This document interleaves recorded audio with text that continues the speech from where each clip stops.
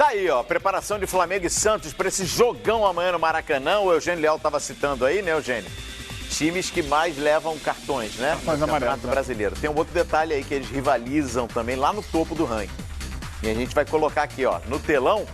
Olha, tá bonito, hein? Grande final do primeiro turno, né? A final simbólica aí do primeiro turno, de um lado Jorge Jesus, do outro Jorge Sampaoli. A gente tem uma tela que a gente preparou que retrata justamente os times que mais finalizam na Série A de 2019.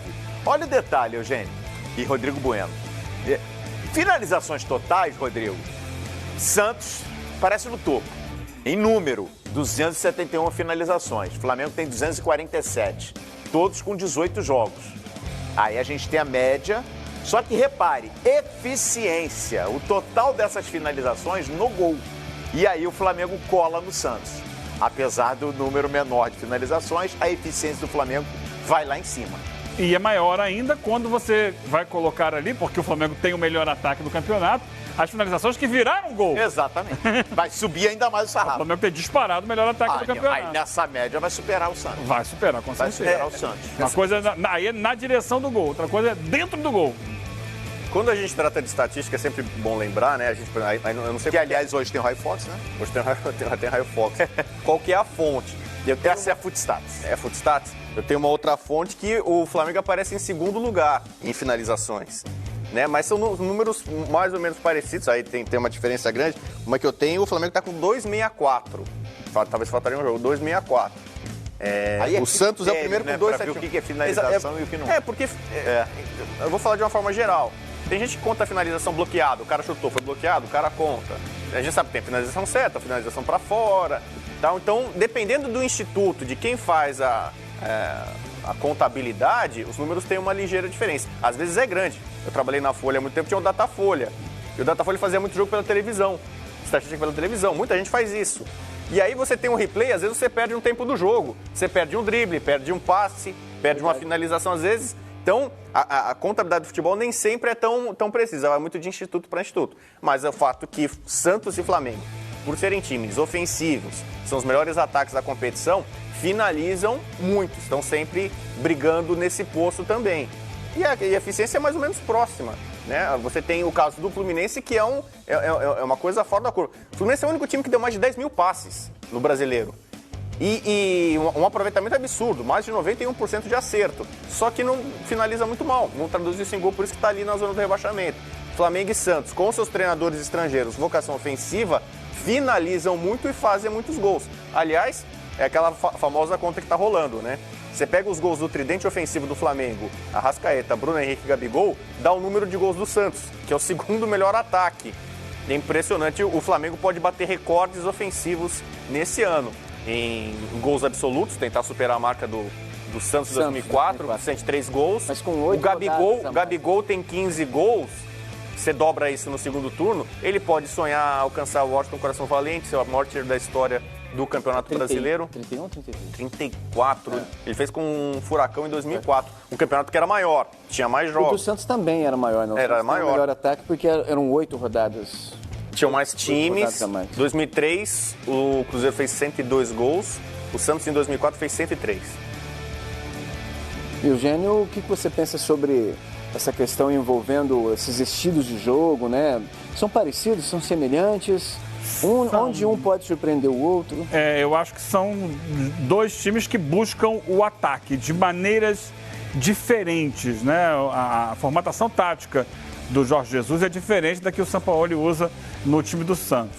E eu vejo que hoje o time do Jorge Jesus, o Flamengo, ele é mais equilibrado. E isso é o que deve se buscar no futebol, um equilíbrio entre defesa e ataque. Ele consegue, nas últimas partidas a gente vai ver isso, o Flamengo sofrendo poucos gols, ele consegue ser efetivo na frente e controlar o time adversário. Dessa vez, ele vai pegar um Santos, e eu costumo dizer, o Sampaoli é um técnico kamikaze. Ele joga o time dele para cima do adversário e não cuida muito da defesa. Historicamente é isso, é um técnico que gosta de jogar na frente. O time dele às vezes faz linha de 5 no ataque, porque ele joga com 3 fixos e às vezes os 2 volantes, os 2 meias, chegam juntos na área. E aí falta a gente, perdeu a bola. Lá atrás, eles não voltam para marcar. A recomposição do Santos é muito ruim. E a última linha de defesa do Santos comete muitos erros. Erros individuais, erros de posicionamento, erros de tomada de decisão. Eu vou para lá ou vou para cá? Eu vou dar o bote ou não vou dar o bote? Bom, o Aguilar tem tido uma série de erros ali atrás. Mas muito disso, desses erros individuais, de toque na bola equivocado, de passe errado, muito disso acontece porque, na maioria das vezes, essa defesa não é protegida. A última linha do Santos, o Santos joga num sistema que varia de 3 para 4 jogadores na defesa. Quando o ataque ficam 3, quando o time está no ataque, quando o adversário consegue trazer essa bola, volta ao lateral e faz uma linha de 4. Só que essa linha de 4 não tem entrosamento. É o grande problema desse Santos e por isso ele sofreu ao longo da temporada até aqui. Já o Flamengo tem conseguido corrigir esse sistema defensivo e marca mais em cima com mais precisão, por isso não tem sofrido tantos gols. Eu acho que esse é o desenho do jogo de amanhã. Eu acho que vai ser um jogo de muitos gols marcados pelo Flamengo. O Santos deve fazer também, porque é um time que vai muito para frente. Mas eu acho que a tendência é que o Flamengo vença o jogo. Se a gente somar aqui a média de finalizações dos dois, a gente chega a 28 finalizações, somando os dois. Média por jogo. Agora, você falou aí do kamikaze Jorge Sampaoli. Rodrigo Bueno, a gente via também um kamikaze Jorge Jesus. Por isso que eu estou sempre sublinhando aqui, eu acho que o Jorge Jesus não é que aprendeu, aí seria muito forte, mas acho que ele repensou alguns conceitos depois daquela sequência, aquele jogo em Guayaquil, na Libertadores com o Emelec, e a derrota para o Bahia na Fonte Nova.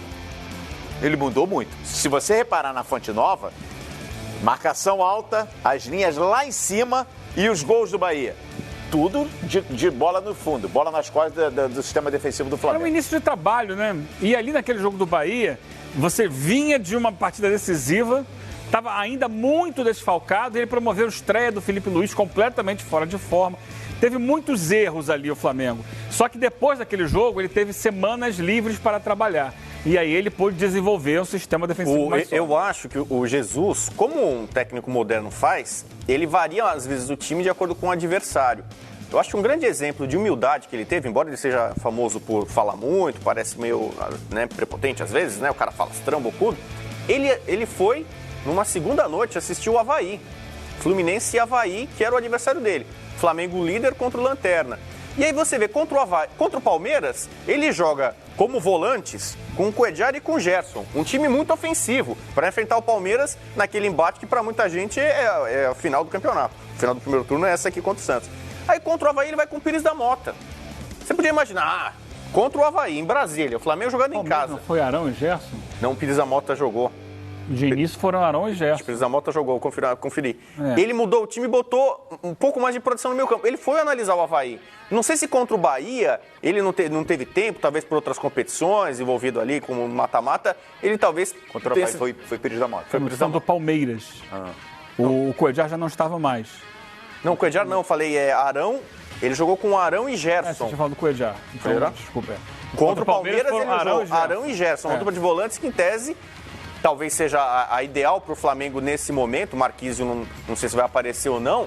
Mas ele veio com o Pires da Mota protegendo mais contra o Avaí. Aí você fala, qual que é a lógica? Contra o Palmeiras, um jogo tão poderoso, ele tem o meio campo e um time mais ofensivo. Contra o Avaí, ele é um pouquinho mais cauteloso.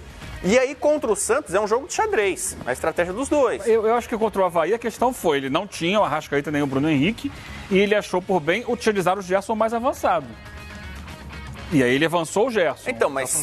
E aí abriu espaço para entrar o Pires da Mota. Mas talvez, se ele menosprezasse o Avaí pela condição, pela posição do time, ele poderia jogar com um time mais abusado. Ele não foi. Então, a famosa escalação do Gabigol de surpresa, coloca, não coloca, ele tem uns joguinhos, uns mind games, como se fala em inglês. O Mourinho é mestre nisso. Né? O Luxemburgo no Brasil faz um pouco, o negócio de esconder escalação, mudar de acordo com o adversário, às vezes para fazer uma assinatura, o pessoal fala, mas então talvez ele tenha alguma modificação, apresente alguma surpresa para esse jogo. E o Sampaoli é um cara que também tem capacidade e é um cara que faz muita variação, né? Para tentar surpreender. Pode quebrar a cara, tomar uma goleada do Flamengo ou Sampaoli, mas ele pode incomodar. O Santos é o melhor visitante da competição. Só que muitas dessas vitórias fora de casa foram na conta do chá, foram no limite. Botafogo 1-0, Bahia 1-0, Bahia com time reserva, 2-1 no Grêmio, passando sufoco. Ele ganhou muito ponto fora de casa, por isso que você está nessa posição, mais no limite. Então, talvez seja um jogo mais amarrado e com menos gols do que muita gente está imaginando. Você participa com a gente na hashtag Bom Dia Foco Sexta. E aí, quem leva esse primeiro turno, hein? Flamengo ou Santos? O Flamengo de Jorge Jesus ou Santos de Jorge Sampaoli?